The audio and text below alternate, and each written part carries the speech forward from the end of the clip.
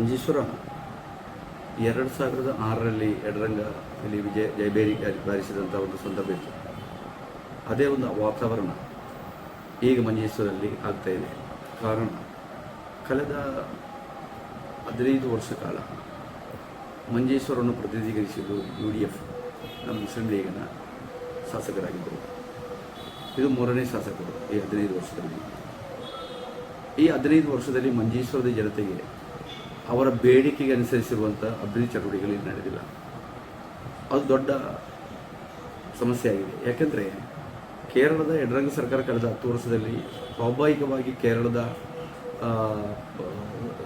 ಕೇರಳದಾದ್ಯಂತ ಜಾರಿ ಮಾಡಿದಂಥ ವಿದ್ಯಾಭ್ಯಾಸ ನೀತಿಯ ಭಾಗವಾಗಿ ಶಾಲಾ ಕಟ್ಟಡಗಳು, ಅಲ್ಲಿರುವಂಥ ಸ್ಮಾರ್ಟ್ ಕ್ಲಾಸ್ ರೂಮ್ಗಳು, ಇದೆಲ್ಲ ಸ್ವಾಭಾವಿಕವಾಗಿ ಮಂಜೇಶ್ವರ ಮಂಡಲದಲ್ಲಿ ಬಂದಿದೆ. ಆದರೆ ML ಎಂಬ ನೆಲೆಯಲ್ಲಿ ಬೇರೆ ಏನೂ ಇಲ್ಲಿ ತರಲಿಕ್ಕೆ ಅವರಿಗೆ ಸಾಧ್ಯ ಆಗಲಿಲ್ಲ. ಈಗ ಆಸ್ಪತ್ರೆ ನೋಡಿ, ನಮ್ಮ ಮಂಜೇಶ್ವರದಲ್ಲಿ ಅತ್ಯಂತ ಪ್ರಧಾನವಾಗಿರುವುದು ತಾಲೂಕು ಆಸ್ಪತ್ರೆ ಮಂಗಲಪಾಡಿ. 15 ಕೋಟಿ ರೂಪಾಯಿ ಕಳೆದ 2019ರಲ್ಲಿ ಎಡಪಕ್ಷ ಸರ್ಕಾರ ಅದಕ್ಕೆ ಅನುಮತಿ ನೀಡಿ ಇಷ್ಟವರೆಗೆ ಆಸ್ಪತ್ರೆ ಕಟ್ಟಡ ಪೂರ್ತಿ ಮಾಡಲಿಕ್ಕೆ ಆಗಲಿಲ್ಲ. ಮಂಜೇಶ್ವರ ಸರ್ಕಾರಿ ಆಸ್ಪತ್ರೆಗೆ 10 ಕೋಟಿ ರೂಪಾಯಿ ಕಟ್ಟಡವನ್ನು ಕೊಟ್ಟಿದೆ. ಆದರೂ ಅದರ ಕೆಲಸವನ್ನು ಪೂರ್ತಿಗೊಳಿಸೋದಕ್ಕೆ ನೇತೃತ್ವ ಕೊಡಬೇಕಾಗುತ್ತೆ MLA. ಅದರ DPR, ಅದರ ಸ್ಕೆಚ್ ಇದೆಲ್ಲ ಮಾಡಿಸಬೇಕಾಗುತ್ತೆ MLA. ಅದರ ಬಗ್ಗೆ ಚಿಂತನೆಯನ್ನೇ ಮಾಡಿಲ್ಲ. ಈಗ ನೀವು ನೋಡಿ, ಈ ಮಂಜೇಶ್ವರದ ಈಗ ನೀವು ಇದ್ದಂಥ ಪ್ರದೇಶದ ರೈಲ್ವೆ ಓವರ್ ಬ್ರಿಡ್ಜ್ ಇತ್ತು. 2011ರಲ್ಲಿ 72 ಕೋಟಿ ರೂಪಾಯಿ ಅದಕ್ಕೆ ಬೇಕಾಗಿ ಅವತ್ತಿನ ಸರ್ಕಾರ ಮೀಸಲಿಟ್ಟಿತ್ತು. ಇಂದಿನವರೆಗೂ ಅದರ DPR ತಯಾರು ಮಾಡಿಸಿ ರೈಲ್ವೆ ಅನುಮತಿ ಪಡೆದು ಆ ಓವರ್ ಬ್ರಿಡ್ಜ್ ಮಾಡಿಸೋದಕ್ಕೆ MLA ಅವರಿಗೆ ಸಾಧ್ಯ ಆಗಲಿಲ್ಲ. ಹಾಗೆ ದೊಡ್ಡ ಪಟ್ಟಿ ನಮ್ಮ ಮುಂದೆ ಇದೆ. ಈಗ ಮಂಜೇಶ್ವರ ಮೀನು ಕಾರ್ಮಿಕರ ಒಂದು ಕುಂಬಳೆ, ಮಂಜೇಶ್ವರ, ಮೊಗರಾಳು ಈ ಪ್ರದೇಶದ ಸಾವಿರಾರು ಮೀನು ಕಾರ್ಮಿಕರು ವಾಸಿಸುವಂಥ ಭೂ ಪ್ರದೇಶದ ಜನರು ಇಲ್ಲಿ ಮೀನುಗಾರಿಕೆಗೆ ಬೇಕಾಗಿ ಆಶ್ರಯಿಸುತ್ತಿದ್ದ ಮೊದಲು ಕಾಸರಗೋಡು ಅಥವಾ ಮಂಗಳೂರನ್ನು. ಈಗ ಮಂಜೇಶ್ವರದಲ್ಲೇ ಹಾರ್ಬರ್ ಎಡಪಕ್ಷ ಸರ್ಕಾರದ ಕಾಲಘಟ್ಟದಲ್ಲಿ ಪ್ರಾರಂಭ ಮಾಡಿದರು. ಆದರೆ ಅದರಲ್ಲಿ ಒಂದು ಸಮಸ್ಯೆ ಏನಾಯಿತು ಅಂದರೆ, ಅವತ್ತಿನ MLAಗಳು ಅದರಲ್ಲಿ ಎಡಬರದ ಮಧ್ಯಪ್ರವೇಶ ಮಾಡಿದ ಕಾರಣ ಆ ಹಾರ್ಬರ್ ಬೋಟ್ಗಳಿಗೆ ಅಂತ ದೊಡ್ಡ ಮೀನು ಫಿಶಿಂಗ್ ಬೋಟ್ಗಳಿಗೆ ಮಾತ್ರವೇ ನಿಲ್ಲುವಂಥ ಸೌಕರ್ಯ ಅದರಲ್ಲಿದೆ. ಸಾಧಾರಣ ನಾಡ ದೋಣಿಗಳಿಗೆ ಅಲ್ಲಿ ಬಂದು ನಿಲ್ಲಿಸೋದಕ್ಕೆ ಸಾಧ್ಯವಿಲ್ಲದಂಥ ಪರಿಸ್ಥಿತಿ ಇದೆ. ಅದರಲ್ಲಿ ಮಧ್ಯಪ್ರವೇಶ ಮಾಡಿ ಅದಕ್ಕೆ ಬೇಕಾದಂಥ ಫಂಡಿಂಗ್ ತರಲಿಕ್ಕೆ MLA ತಯಾರಾಗಲಿಲ್ಲ. ಈಗ ನಮ್ಮ ಹತ್ತಿರದಲ್ಲಿ ಸಿರಿಯಾ ನದಿಗೆ ಪುಲಿಮುಟ್ಟ ಅಂತ ಹೇಳ್ತಾರೆ ಕನ್ನಡದಲ್ಲಿ, ತಡೆಗೋಡೆ. ಆ ತಡೆಗೋಡೆ ಮಾಡಿ ಮಿನಿ ಫಿಶಿಂಗ್ ಹಾರ್ಬರ್ ಮಾಡೋದಕ್ಕೆ ಅಂತ ಎಲ್ಲ ಕಾರ್ಯಗಳು ನಡೆಯಿತು. ಅಲ್ಲಿ ಒಂದು ಸಮಸ್ಯೆ ಏನೆಂದರೆ GRZನ ಒಂದು ಸಮಸ್ಯೆ ಬಂತು. 24 ಕೋಟಿ ರೂಪಾಯಿ ಸರ್ಕಾರ ಕೊಟ್ಟರು. ಅದರ ಹಿಂದೆ ಹೋಗೋದ ಅದು ನಷ್ಟವಾಯಿತು. ಹೀಗೆ ಮಂಜೇಶ್ವರಕ್ಕೆ ನಷ್ಟದ ಕತೆ ಮಾತ್ರವೇ ಹೇಳಲಿಕ್ಕಿರುವುದು. ಪೈವಡಿಕೆಯಲ್ಲಿ ITI ಸರ್ಕಾರ ಕೊಟ್ಟಿದೆ, ಅದನ್ನು ಪೂರ್ತಿ ಮಾಡಲಿಕ್ಕೆ ಆಗಲಿಲ್ಲ. ಇಂಥ ಹಲವಾರು ಕಥೆಗಳು ನಮ್ಮ ಮಂಜೇಶ್ವರ ಮಂಡಲದ ಜನತೆ ಅನುಭವಿಸ್ತಿದ್ದಾರೆ. ಅದಕ್ಕೊಂದು ಪರಿಹಾರ ಖಂಡಿತವಾಗಿ ಬೇಕಾಗಿದೆ. ಈಗ ಅದು ಜನರು ಚಿಂತನೆ ಮಾಡ್ತಾ ಇದ್ದಾರೆ. ಇಲ್ಲಿ ಒಂದು ಎಡಪಕ್ಷದ ಸರ್ಕಾರ ಬರುವಾಗ ಇಲ್ಲಿ ಒಂದು ಎಡರಂಗದ MLA ಇಲ್ಲಿ ಬೇಕೆಂಬುದಾಗಿ ಜನರ ಆಗ್ರಹವಾಗಿದೆ. ಈಗ ಇನ್ನೊಂದೇನೆಂದರೆ, ಕಾಸರಗೋಡು ಮತ್ತು ಮಂಜೇಶ್ವರದ ಭಾಗದ ಏನಾದರೂ ಜನರಿಗೆ ಹೆಚ್ಚು ಕಡಿಮೆ ಆದರೆ ಇನ್ನೊಂದು ರಾಜ್ಯದ ಕಡೆ ಆಸ್ಪತ್ರೆಗಳನ್ನು ನೋಡುವಂಥ ಪರಿಸ್ಥಿತಿ ಇದೆ. ಈಗ ಮಂಜೇಶ್ವರದ ಜನರಿಗೆ ಒಂದು ಅನುಭವ ಆದ್ದು ಕೋವಿಡ್ ಕಾಲದಲ್ಲಿ. ದಕ್ಷಿಣ ಕನ್ನಡ ಜಿಲ್ಲೆ ಮತ್ತು ಕಾಸರಗೋಡು ಜಿಲ್ಲೆಯವರಿಗಿರುವಂಥ ಒಂದು ಸಂಬಂಧ ಇಂದು ನಿನ್ನೆದಲ್ಲ. ಚರಿತ್ರೆಯಲ್ಲಿ ನಾವು ನೋಡುವಾಗ 15ನೇ ಶತಮಾನದ ಕಡೆಗೆ ಇಕ್ಕೇರಿ ನಾಯಕರು ಮತ್ತು ವಿಜಯನಗರ ಸಾಮ್ರಾಜ್ಯದವರು ನಮ್ಮ ಈಗಿನ ಕಾಸರಗೋಡು ಜಿಲ್ಲೆ ಸಮೇತವಾಗಿರುವಂಥ ಭೂಪ್ರದೇಶ ಅವರ ಅಧೀನದಲ್ಲಿತ್ತು. ಅಂದು ಇಲ್ಲಿಯ ಪಟ್ಟಣ ಯಾವುದೆಂದರೆ ಮಂಗಳೂರು. ಅದರ ನಂತರ ಹೈದರಾಲಿಯು ಟಿಪ್ಪುನ ಕಾಲಘಟ್ಟದಲ್ಲೂ ಸಹ ನಮ್ಮ ಪಟ್ಟಣ, ಈ ಕಾಸರಗೋಡಿನವರ ಪಟ್ಟಣ ಯಾವುದೆಂದರೆ ಅದು ಮಂಗಳೂರು. ಅದರ ನಂತರ British East India Company Canara district ರೂಪೀಕರಿಸಿದಾಗ ಇದು ಬಾಂಬೆ ರೆಸಿಡೆನ್ಸ್ನ ಭಾಗವಾಗಿದ್ದಂಥ ಸಂದರ್ಭದಲ್ಲೂ ನಮ್ಮ ಪಟ್ಟಣ ಮಂಗಳೂರು. ಅದರ ನಂತರ ಮೆಡ್ರಾಸ್ ರೆಸಿಡೆನ್ಸ್ನ ಭಾಗವಾಗಿ ಕೆನರಾವನ್ನು ವಿಭಜಿಸಿ ಸೌತ್ ಕೆನರಾ ಮಾಡಿದಂಥ ಸಂದರ್ಭದಲ್ಲಿ ನಾವು ಈ ಸೌತ್ ಕೆನರಾದ ಭಾಗವಾಗಿದ್ದವರೆಲ್ಲ ಅವತ್ತಿನ ಮೆಡ್ರಾಸ್ ಪ್ರಾಂತ್ಯದ ಭಾಗವಾಗಿ ನಾವಿದ್ದವರು. ಭಾಷಾವಾರು ಪ್ರಾಂತ್ಯ ರೂಪೀಕರಿಸಿದಾಗ ಕಾಸರಗೋಡು ತಾಲೂಕು ಅಂದರೆ ಈಗಿನ ಕಾಸರಗೋಡು ಜಿಲ್ಲೆ ಸಂಪೂರ್ಣವಾಗಿ ಕೇರಳದೊಂದಿಗೆ ಸೇರಿತು. ಆಗಲೂ ಇಲ್ಲಿನವರು ಆಶ್ರಯಿಸಿದ್ದು ಎಲ್ಲ ಮಂಗಳೂರನ್ನೇ. ಈಗ ಮಾತ್ರ ಅಲ್ಲ, ಆ ಒಂದು 600 ವರ್ಷಗಳ ಚರಿತ್ರೆಯನ್ನು ನೀವು ಪರಿಶೋಧನೆ ಮಾಡಿದರೆ ಕಾಸರಗೋಡು ಜಿಲ್ಲೆಯವರೆಗಿರುವುದು ಮಂಗಳೂರು ಒಂದು ಪ್ರಧಾನವಾದ ಕೇಂದ್ರ ಮಾತ್ರ. ಅದು ಮಾತ್ರ ಅಲ್ಲ, ಇಲ್ಲಿ ಅವರ ಕುಟುಂಬ ದೈವಗಳು ಎಲ್ಲ ಮಂಗಳೂರು ಪ್ರದೇಶದಲ್ಲಿ, ದಕ್ಷಿಣ ಕನ್ನಡದ ವಿವಿಧ ಪ್ರದೇಶದಲ್ಲಿ, ಪುತ್ತೂರು, ವಿಟ್ಲ, ಅದೇ ರೀತಿ ಸಾಲತ್ತೂರು, ಬಂಟ್ವಾಳ ಈ ಪ್ರದೇಶದಲ್ಲಿ, ಮಂಗಳೂರು ಈ ಪ್ರದೇಶದಲ್ಲಿ ಅದು ಮಾತ್ರ ಅಲ್ಲ, ಮಂಗಳೂರಿನವರಿರುವಂಥ ಹಲವಾರು ಭೂತ ಸ್ಥಾನಗಳು, ಕುಟುಂಬ ದೇವಸ್ಥಾನಗಳು ಇರುವುದು ಈ ಕಾಸರಗೋಡು ಜಿಲ್ಲೆಯಲ್ಲಿ. ಅಂಥ ಒಂದು ಸಂಬಂಧ ನಮಗಿದೆ. ಆ ಸಂಬಂಧ ಇರುವಂಥ ಸಂದರ್ಭದಲ್ಲಿ ಒಂದು ಕೋವಿಡ್ ಬಂದಾಗ ಕರ್ನಾಟಕದ BJP ಸರ್ಕಾರ 29 ಗಡಿ ರಸ್ತೆಗಳಿದೆ ನಮ್ಮ ಜಿಲ್ಲೆಗೆ, ಎಲ್ಲವನ್ನು ಮಣ್ಣಾಕಿ ಬಂದ್ ಮಾಡಿದರು. ಆ ಬಂದ್ ಮಾಡಿದಂಥ ಸಂದರ್ಭದಲ್ಲಿ ನಾವು ಅನುಭವಿಸಿದ ಕಷ್ಟ ಅಷ್ಟಿಷ್ಟೇನಿಲ್ಲ. ಯಾಕೆಂದರೆ ನಮ್ಮವರು ಆಶ್ರಯಿಸಿದಷ್ಟರವರೆಗೆ ಮಂಗಳೂರನ್ನು. ಈಗ ನೋಡಿ ಅಂತೆ, ಇರಾನ್ ಮೇಲೆ ಟ್ರಂಪ್ ಮತ್ತು ಇಸ್ರೇಲ್ನವರು ಆಕ್ರಮಣ ಮಾಡಿದರು. ಇಬ್ಬರಿಗೆ ಮನಸ್ಸಿಗೆ ಅಂತ ಹೇಳ್ಬೋದು. ಯಾವುದೇ ಕಾರಣ ಇಲ್ಲದ ಒಂದು ಆಕ್ರಮಣ ಉಂಟಾಯಿತು. ಸಾಧಾರಣ ನಾವು ಹೇಳೋದು ಊರಿನ ಭಾಷೆಯಲ್ಲಿ ಹೇಳಿದ್ದಾರೆ, ಸಾಧಾರಣ ಒಂದು ಪಟಾಕಿ ಹೊಡೆದದಷ್ಟೇ. ಅಲ್ಲಿ ಇಂಡಿಯಾದಲ್ಲಿ ಎಂತಾಯಿತು, ಗ್ಯಾಸ್ ಇಲ್ಲದಾಯಿತು, ಬಾಟಲ್ ಬಂದಾಯಿತು. ಈ ಫ್ಲ್ಯಾಟ್ನಲ್ಲಿರುವವರ ಅವಸ್ಥೆ ಎಂತಾಯಿತು, ಗ್ಯಾಸ್ ಸಿಕ್ಕದ ಕಾರಣ ಅವ ಪಾಪ 3 ಕಪ್ಪಳ ಗ್ಯಾಸ್ ಕಳಿಸಿಕೊಟ್ಟ ಕಾರಣ ನಾವು ಬದುಕಿದ್ದೇವೆ ಈಗ. ಅದೇ ರೀತಿ ಕಾಸರಗೋಡು ಜಿಲ್ಲೆಯ ಈ ಗಡಿಯನ್ನು ಬಂದ್ ಮಾಡಿ ಪಾಕಿಸ್ತಾನ ಇಂಡಿಯಾ ಗಡಿಯಾಗಿ ಮಾಡಿಬಿಟ್ರು. ಅವತ್ತು ನಮ್ಮ ಸರ್ಕಾರ ಅಂಗಲಾಚಿದಾಗಲೂ ಸಾವಿರ ಬೀಳಿಲ್ಲ. 22 ಮಂದಿಯ ಜೀವ ಈ ಗಡಿ ಪ್ರದೇಶ ನಮಗೆ ನಷ್ಟವಾಯಿತು. ಆ ಸಂದರ್ಭದಲ್ಲಿ ನಮಗೆ ನೀವು ಹೇಳಿದಂಥ ಸಮಸ್ಯೆಗಳು ನಮ್ಮಲ್ಲಿದ್ದವು, ಆಸ್ಪತ್ರೆ ಇದೆಲ್ಲ.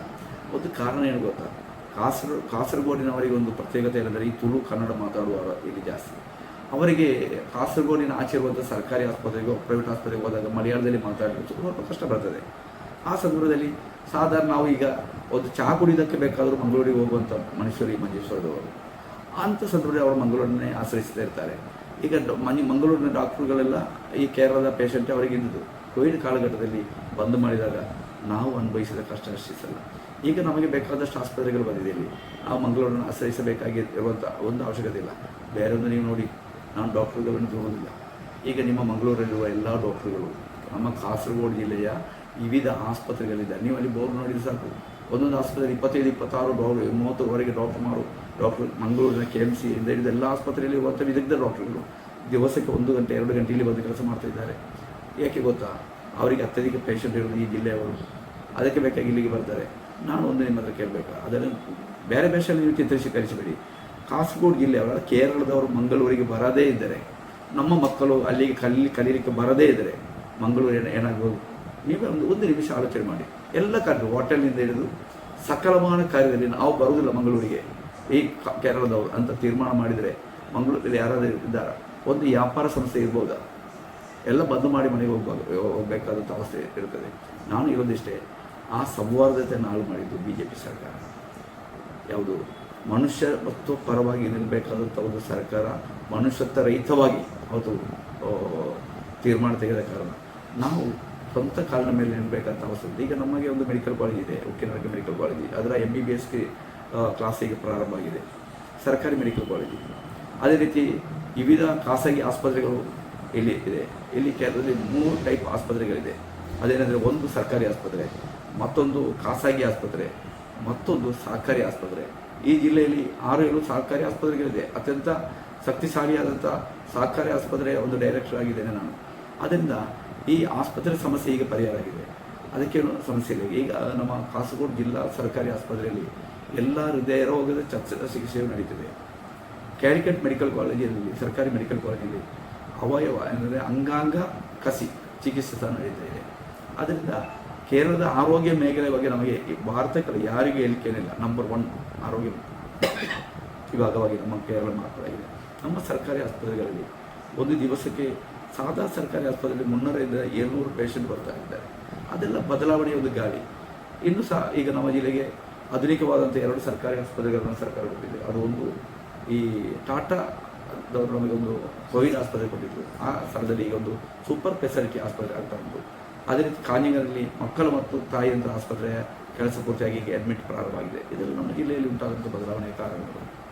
ಇನ್ನೊಂದು, ಈಗ ಕರ್ನಾಟಕದ ಗಡಿಭಾಗ ಕಾಸರಗೋಡು ಮತ್ತು ಮಂಜೇಶ್ವರ, ಈ ಗಡಿಭಾಗದಲ್ಲಿ ಹೆಚ್ಚಾಗಿ ಮಾತಾಡ್ತಿರೋದು ತುಳು ಮತ್ತು ಕನ್ನಡ, ಮಲಯಾಳ. ಕೇರಳ ಸರ್ಕಾರ ಏನು ಮಾಡಿದೆ ಅಂದರೆ ಸಂಪೂರ್ಣವಾಗಿ ಮಲಯಾಳವನ್ನು ಹೇರಿಕೆ ಮಾಡಿದೆ ಅಂತ ಒಂದು ಆರೋಪ ಇದೆ. ಈ ತುಳು ಮತ್ತು ಕನ್ನಡವೇ ಜಾಸ್ತಿ ಆಗಿರುವಂಥದ್ದು. ನಮಗೆ ಬರೀಲಿಕ್ಕೆ ಹೋಗಲಿಕ್ಕೆ ಯಾವುದನ್ನು ಓದೋದಕ್ಕೆ ಆಗೋದಿಲ್ಲ, ಪ್ರತಿ ಇದರಲ್ಲೂ ಹೇರಿಕೆ ಮಾಡಿದ್ದಾರೆ ಅಂತ ಒಂದು ಆರೋಪ ಇದೆ. ನೆಟ್ಟಿನಲ್ಲಿ ಹೋದರೆ 2025 ಕೇರಳ ಆಡಳಿತ ಭಾಷೆ ಮಲಯಾಳ ಎಂಬಂಥ ಒಂದು ಸರ್ಕಾರದ್ದು ದಾಖಲೆ ಸಿಗ್ತದೆ. ಇಂಗ್ಲೀಷ್ನಲ್ಲಿ ಉಂಟು, ಬೇಕಾದರೆ ನೀವು ಅದನ್ನು ತೆಗೆದು ಅದರ 6 and 7 ಎಂಬಂತೆ 2 ಪ್ಯಾರಾಗ್ರಾಫನ್ನು ಓದಿ. ಇದು ಆರೋಪ ಉಂಟಾದಕ್ಕೆ ಒಂದು ಕಾರಣ ಇದೆ, ಒಂದು ಹಿನ್ನೆಲೆ ಇದೆ. ಆ ಹಿನ್ನೆಲೆ ಏನೆಂದರೆ, ಬೆಂಗಳೂರಲ್ಲಿ ಕಾಂಗ್ರೆಸ್ ಸರ್ಕಾರ BJP ಸರ್ಕಾರದ ಹಾಗೆ ಬುಲ್ಡೋಸರ್ ರಾಜ್ಯಕ್ಕೆ ಪ್ರಾರಂಭ ಮಾಡಿದರು. ಒಂದು ಬೆಳಿಗ್ಗೆ 4:15ಕ್ಕೆ 180 ಮನೆಯನ್ನು ಉರುಳಿಸಿದಂಥ ಒಂದು ಚಿತ್ರಣ ಉಂಟಾಯಿತು. ಸಣ್ಣ ಮಕ್ಕಳನ್ನು ಸಮೇತ ಹೊರಗೆ ಹಾಕಿ ಮಾಡಿದಂಥ ಕೆಲಸ. ಸಾಧಾರಣವಾಗಿ ಈ ಗುಂಡಗಳು ಮಾಡುವಂಥ ಚಿತ್ರಣವನ್ನು ನಾವು ನೋಡಿದ್ದೇವೆ. ರಾತ್ರಿ ಬಂದು ಸರ್ಕಾರ ಹಾಗೆ ಮಾಡಲಿಕ್ಕೆ ಬಾರದು. ಆ ವಾರ್ತೆ ಯಾರಿಗೂ ಗೊತ್ತಾಗಲಿಲ್ಲ. 24 ಗಂಟೆ ಕಳೆದು ಕೇರಳದ ಮುಖ್ಯಮಂತ್ರಿ ಶ್ರೀ ಪಿಣರಾಯಿ ವಿಜಯನ್ ಒಂದು ವಾರ್ತಾ ಸಮ್ಮೇಳನದಲ್ಲಿ ಹೇಳಿದರು, ಈ ಬುಲ್ಡೋಸರ್ ರಾಜಕೀಯ ಸರಿಯಲ್ಲ, ಅದು BJPಯವರು ಉತ್ತರ ಪ್ರದೇಶದಲ್ಲಿ ಮಾಡುವಂಥ ರಾಜಕೀಯವನ್ನು ಇಲ್ಲಿ ಮಾಡ್ತಾ ಇದ್ದಾರೆ ಕರ್ನಾಟಕದಲ್ಲಿ ಕಾಂಗ್ರೆಸ್ ಸರ್ಕಾರ ಎಂಬಂಥ ಆರೋಪವನ್ನು ಉನ್ನಯಿಸಿದಾಗ ಭಾರತದ ಎಲ್ಲ ಮಾಧ್ಯಮಗಳು ಅಲ್ಲಿ ಹೋದವು. ದೊಡ್ಡ ವಾರ್ತೆ ಆಯಿತು. ಮುಖ್ಯಮಂತ್ರಿ ಸಿದ್ದರಾಮಯ್ಯರಿಗೆ ಪರಿಚಿಕೊಳ್ಳುವಂಥ ಒಂದು ಸಂದರ್ಭ ಬಂತು. 1 ವಾರ ಕಳೆದಾಗ ಸಿದ್ದರಾಮಯ್ಯ ಕಂಡುಹಿಡಿದಂಥ ಒಂದು ಕಾರ್ಯ, ಅದು ಅವರಾಗಿರಲಿಕ್ಕಿಲ್ಲ, ಅವರಿಗೆ ಯಾರಾದರೂ ಕೊಟ್ಟದಾಗಿರ್ಬೋದು. ಅದು ಏನಂದರೆ, ಕೇರಳದ ಕನ್ನಡ ಪ್ರದೇಶದ ಜನರನ್ನು, ಭಾಷಾ ಅಲ್ಪಸಂಖ್ಯಾತರನ್ನು ಇಲ್ಲಿ ಮಲಯಾಳ ಭಾಷೆಯನ್ನು ಕಲಿಸಲಿಕ್ಕೆ ಸರ್ಕಾರ ತೀರ್ಮಾನ ಮಾಡಿದೆ ಎಂಬಂಥ ಆರೋಪವನ್ನು ಅವರು ಉನ್ನಯಿಸಿದರು. ಏಕೆಂದರೆ ಕೆರಳಿಸುವಂಥ ಒಂದು ಆರೋಪ. ನೀವು ಪತ್ರಕರ್ತರಾದ ನಿಮ್ಮ ಹತ್ರ ನಾನು ಕೇಳ್ತಾ ಇದ್ದೇನೆ, ನಮ್ಮ ಗಡಿ ಪ್ರದೇಶ ಉಳ್ಳಾಳ, ವಿಟ್ಲ, ಬಂಟ್ವಾಳ, ಪುತ್ತೂರು, ಸುಳ್ಯದ ಈ ಭಾಗಗಳೆಲ್ಲ ಗಡಿ ಪ್ರದೇಶದ ಭಾಗವಾಗಿ ಬರ್ತಾ ಇದೆ, ಮಡಿಕೇರಿ ಸಮೇತ. ಸಾವಿರಾರು ಮಂದಿ ಮನೆಯಲ್ಲಿ ಮಲಯಾಳ ಮಾತಾಡೋರಿದ್ದಾರೆ. ಅದು ಮಲಯಾಳ ಬಿಲ್ಲವರಿದ್ದಾರೆ, ಅದೇ ರೀತಿ ಮುಸ್ಲಿಮರಿದ್ದಾರೆ ಅಂತ ಹಲವಾರು ಮಂದಿ ಮಲಯಾಳ ಮಾತಾಡುವಂಥ ಜನಸಮೂಹ ಈ ಪ್ರದೇಶದಲ್ಲಿದೆ. ಎಲ್ಲಿಯಾದರೂ ಒಂದು ಮಲಯಾಳ ಶಾಲೆ ಇದೆಯಾ? ನೀವೇಳಿ. ಕರ್ನಾಟಕದ ಬೆಳಗಾವಿ, ರಾಯಚೂರು, ಗುಲ್ಬರ್ಗ ಈ ಪ್ರದೇಶದಲ್ಲೆಲ್ಲ ತೆಲುಗು ಮತ್ತು ಮರಾಠಿ ಮಾತಾಡೋರು ಎಲ್ಲಿಯಾದರೂ ಒಂದು ಮರಾಠಿ ಶಾಲೆ ನೀವು ಸ್ಥಾಪನೆ ಮಾಡಿದ್ದೀರಾ? ಕೇರಳ ಸರ್ಕಾರ ಅಂದಿನಿಂದ ಇಂದಿನವರೆಗೆ ಕನ್ನಡದ ಮಕ್ಕಳಿಗೆ ಕನ್ನಡದಲ್ಲಿ ಕಲಿಯುವಂಥ ಅವಕಾಶವನ್ನು ಮಾಡಿಕೊಟ್ಟಂಥ ಈ ಭಾರತದ ಏಕ ರಾಜ್ಯವಾಗಿರುವುದು ಕೇರಳ. ಆ ಮಲಯಾಳಂ ಬಿಲ್ಲಿನ 6 ಮತ್ತು 7ರ ಸೆಕ್ಷನ್ನಲ್ಲಿ ಇರುವಂಥ 2 ಕಾರ್ಯಗಳಿದೆ. ಒಂದು, ಇಲ್ಲಿರುವಂಥ ಭಾಷಾ ಅಲ್ಪಸಂಖ್ಯಾತರಂಥ ಬ್ರ್ಯಾಕೆಟ್ನಲ್ಲಿ ಕನ್ನಡ, ತಮಿಳು ಇವರಿಗೆ ಮಲಯಾಳದಲ್ಲೇ ಶಾಲೆಯಲ್ಲಿ ಕಲಿಯುವಂಥ ಅವಕಾಶವನ್ನು ಕೊಟ್ಟಂಥ ಬಿಲ್ ಆ ಬಿಲ್ಲು. ಅದೇ ರೀತಿ ಸರ್ಕಾರಿ ಕಚೇರಿಗಳಲ್ಲಿ ಕನ್ನಡದಲ್ಲಿ ಅರ್ಜಿ ಬರೆದರೆ ಕನ್ನಡದಲ್ಲೇ ಉತ್ತರ ಕೊಡಬೇಕು. ಎಲ್ಲಿವರೆಗೆ ಕೇರಳದ ಸೆಕ್ರೆಟೇರಿಯೇಟ್ನವರೆಗಿರುವಂಥ ಉದ್ಯೋಗಸ್ಥರು ಕನ್ನಡದಲ್ಲಿ ಯಾರಾದರೂ ಅರ್ಜಿ ಕೊಟ್ಟರೆ ಕನ್ನಡದಲ್ಲೇ ಉತ್ತರ ಕೊಡಬೇಕಂತ ತೀರ್ಮಾನ ಉಂಟಾದಂಥ ಒಂದು ಬಿಲ್ 2025 ಮಲಯಾಳ ಭಾಷಾ ಬಿಲ್. ಈ ಸಿದ್ದರಾಮಯ್ಯನವರು ಹೇಳಿದಂಥ ಬಿಲ್ಲಿನ ಒಂದು ಕಥೆ ಇದೆ. ಅದು 2014ರಲ್ಲಿ ಉಮ್ಮನ್ಚಾಂಡಿ ಸರ್ಕಾರದ ಕಾಲದಲ್ಲಿ ಮಲಯಾಳ ಭಾಷಾ ಬಿಲ್ ಕೇರಳ ವಿಧಾನಸಭೆ ಅಂಗೀಕರಿಸಿತು. ಆದರೆ ಗವರ್ನರ್ ಅದಕ್ಕೆ ಸಹಿ ಹಾಕಲಿಲ್ಲ. ಕಾರಣ ಅಂದರೆ ಈ ಸಮಸ್ಯೆಗಳಿದ್ದ ಕಾರಣ. 2021ರಲ್ಲಿ ಇದೇ ಪಿಣರಾಯಿ ಸರ್ಕಾರದಲ್ಲಿ ಸ್ವಲ್ಪ ಭೇದಗತಿ ಮಾಡಿ ಬದಲಾವಣೆ ಮಾಡಿ ಬಿಲ್ ಕೊಟ್ಟಿತ್ತು, ಅದು ಅಂಗೀಕರಿಸಿರಲಿಲ್ಲ. 2025ರಲ್ಲಿ ಎಲ್ಲ ಬದಲಾವಣೆಯೊಂದಿಗೆ ಈ ಬಿಲ್ ಅಂಗೀಕರಿಸಿತು. ಅದರಿಂದ ಕನ್ನಡ ಭಾಷೆಗಳಿಗೆ ಸಮಸ್ಯೆ ಇಲ್ಲ. ಬೇರೆ ಒಂದು ಹೇಳ್ತೇನೆ ನಿಮಗೆ, ನಾನು ಹೇಳಿದಾಗ ಕನ್ನಡದ ಕೆಲವು ಮಂದಿಗೆ ಬೇಸರ ಆಗ್ಬೋದು. ನಮ್ಮ ಜಿಲ್ಲೆಯಲ್ಲಿ 2.21% ಮಾತ್ರವೇ ಕನ್ನಡ ಮಾತಾಡೋದು. ನಾವೆಲ್ಲ ಮಾತಾಡೋದು ತುಳು, ಮಲಯಾಳ, ಉರ್ದು, ಕೊಂಕಣಿ, ಮರಾಠಿ, ಹಾಗೆ ವಿವಿಧ ಅವ್ಯಾಖ್ಯ, ಈಗ ವಿವಿಧ ಭಾಷೆಗಳು ನಮ್ಮಲ್ಲಿ ಮಾತಾಡ್ತಾರೆ. ಆದರೆ ಕನ್ನಡ ಮಾತಾಡೋದು ನಾವು ಶಾಲೆಯಲ್ಲಿ ಹೋಗಿ ಮಾತ್ರ. ಶಾಲೆಗೆ ಹೋಗಿ ನೀವೇ ಹೇಗೆ ಇಂಗ್ಲೀಷ್ ಕಲಿತೀರೋ ಹಾಗೆ ನಾವು ಕನ್ನಡ ಕಲಿಯುವವರು. ಅದರಿಂದ ಕನ್ನಡ ಮಾತೃಭಾಷೆ ಇಲ್ಲ. ಈಗ ಇಲ್ಲೊಂದು ಸಮಸ್ಯೆ ಉಂಟಾಗಿದೆ ಅಂದರೆ, ಈ ಕರ್ನಾಟಕಕ್ಕೆ ಒಂದು ಗಡಿನಾಡ ಸರ್ಟಿಫಿಕೇಟ್ ಬೇಕು. ಗಡಿನಾಡ ಕನ್ನಡಿಗ ಸರ್ಟಿಫಿಕೇಟ್ ಬೇಕು. ನಮ್ಮ ಇಲ್ಲಿಯ ಪ್ರದೇಶದವರು ಮಾತೃಭಾಷೆ ಯಾವುದು ಎಂಬುದಾಗಿ ಶಾಲೆಯಲ್ಲಿ ಕೇಳಿದಾಗ ಅವರು ಬರೀತಾರೆ ಮಾತೃಭಾಷೆ ಕನ್ನಡ. ಅರ್ಥ ಆಯ್ತಾ?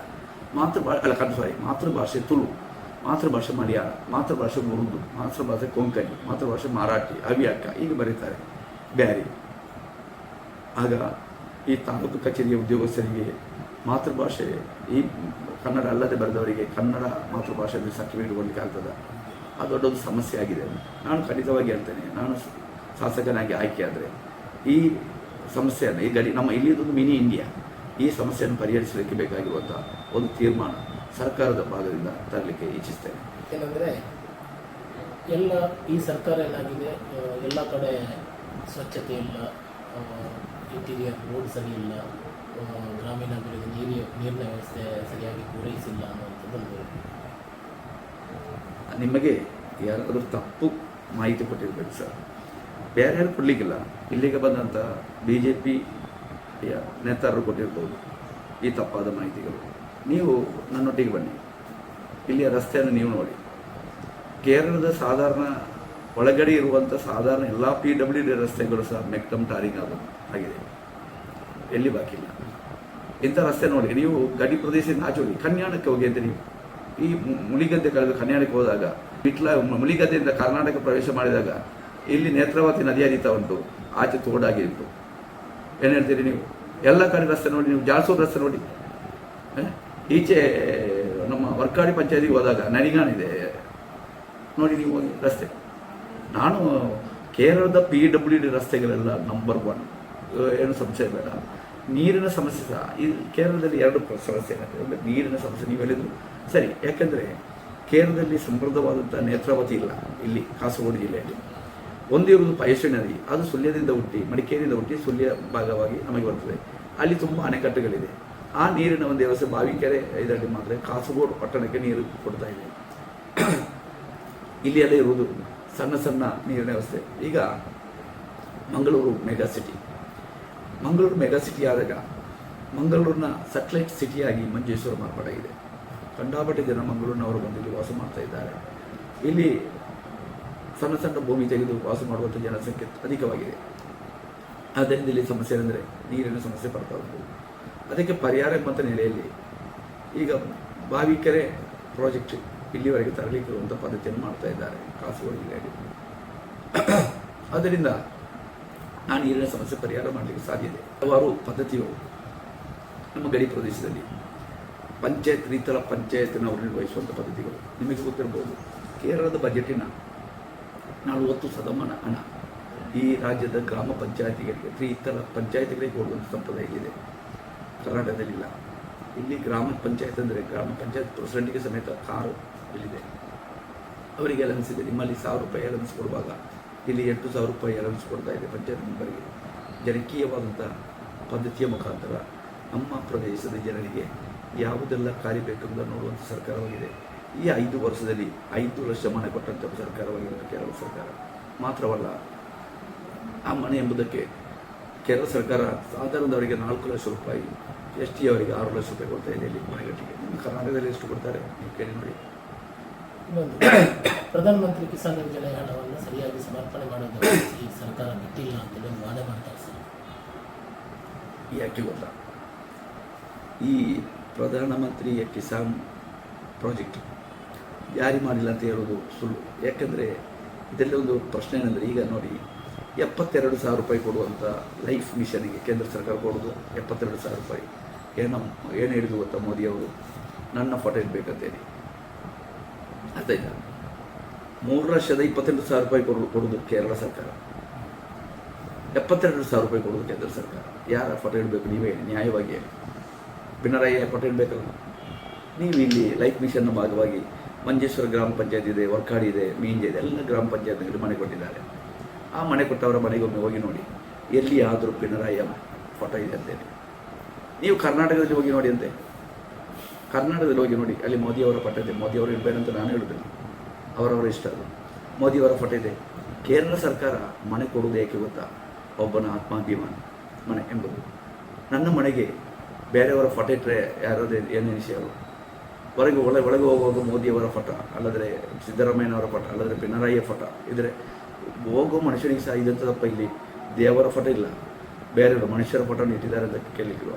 ಕೇರಳ ಸರ್ಕಾರ ಎಲ್ಲಿಯೂ 5 ಲಕ್ಷ ಬಳಿಗೆ ಅವರ ಫೋಟೋ ಇಟ್ಟಿಗೆ ಇರಲಿಲ್ಲ. ಅದು ಕೇರಳಕ್ಕೆ ಇರುವಂಥ ವ್ಯತ್ಯಾಸ. ಅದು ಕೇರಳದಲ್ಲಿ ಕೇಂದ್ರ ಸರ್ಕಾರ ಕೊಡುವಂಥ ಎಲ್ಲ ಕಾರ್ಯವನ್ನು ಜಾರಿ ಮಾಡ್ತಾ ಇದೆ. ಅದಕ್ಕೆ ಕೇಂದ್ರ ಹಣ ಕೊಡಬೇಕಲ್ಲ. ಈಗ ನೋಡಿ ಅಂತೆ, ನಮಗೆ ಕೇಂದ್ರ ಸರ್ಕಾರ